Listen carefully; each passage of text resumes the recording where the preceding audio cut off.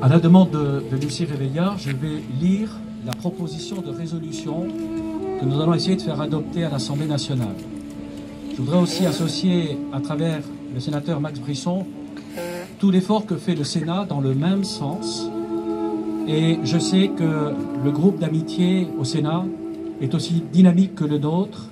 Ils ont reçu récemment des parlementaires d'Arménie, et en particulier le président de la commission des lois du Parlement de l'Assemblée nationale d'Arménie. Je me rendrai moi-même samedi prochain en Arménie avec 20 députés. Nous serons reçus le soir même par le ministre des Affaires étrangères, le lendemain par le Premier ministre, et le soir reçus au Parlement pour contacter les groupes politiques de l'Arménie. Et puis, lundi et mardi, nous espérons aller au Haut-Karabakh, mais nous n'avons pas encore l'emploi du temps, le déroulé de ces manifestations. Voici cette proposition de résolution. L'Assemblée nationale, vu l'article 34.1 de la Constitution, vu l'article 136 du règlement, affirme sa volonté de concourir à l'effort de paix dans le Caucase du Sud.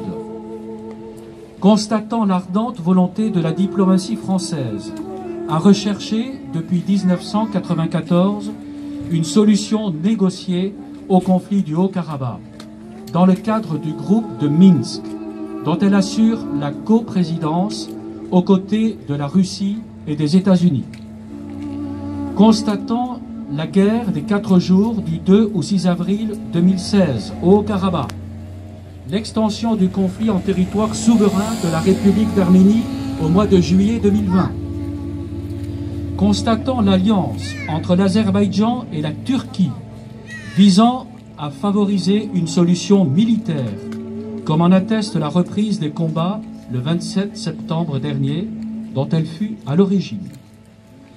Constatant le recrutement de mercenaires ayant servi au sein de groupes djihadistes en Syrie, dans les rangs de l'armée azerbaïdjanaise, et leur implication dans les combats ayant débuté le 27 septembre 2020. Constatant que la minorité arménienne placée sous une administration azerbaïdjanaise a été soumise de façon répétée à des massacres organisés notamment à Sumgait du 25 au 27 février 1988, Kirovabad le 23 novembre 1988, Bakou du 12 au 19 janvier 1990 et Maraga le 10 avril 1992, et que par conséquent leur sécurité n'est pas garantie dans le territoire de la République de l'Azerbaïdjan. Constatant les rapports de la Commission européenne pour le racisme et l'intolérance du Conseil de l'Europe et du Comité pour l'élimination de la discrimination raciale de l'ONU, attestant de manière implacable de l'impossibilité des populations arméniennes de vivre librement en Azerbaïdjan. Constatant la position constante de neutralité de la France dans le conflit du Haut-Karabakh, en raison de son engagement diplomatique comme vice-présidente du groupe de Minsk, où elle promeut un processus négocié par étapes, et en outre que celui-ci est durablement entravé par le recours de l'Azerbaïdjan à la solution militaire. Constatant la menace que constituerait un conflit armé de grande ampleur au Caucase du Sud, mettant aux prises les puissances régionales à la porte du Moyen-Orient. 1. Prend acte du refus du gouvernement azerbaïdjanais de privilégier une solution négociée au conflit en Haut-Karabakh. 2. Souligne le caractère exceptionnel du conflit du Haut-Karabakh en raison des belligérants et de ses implications régionales qui appellent une solution adaptée.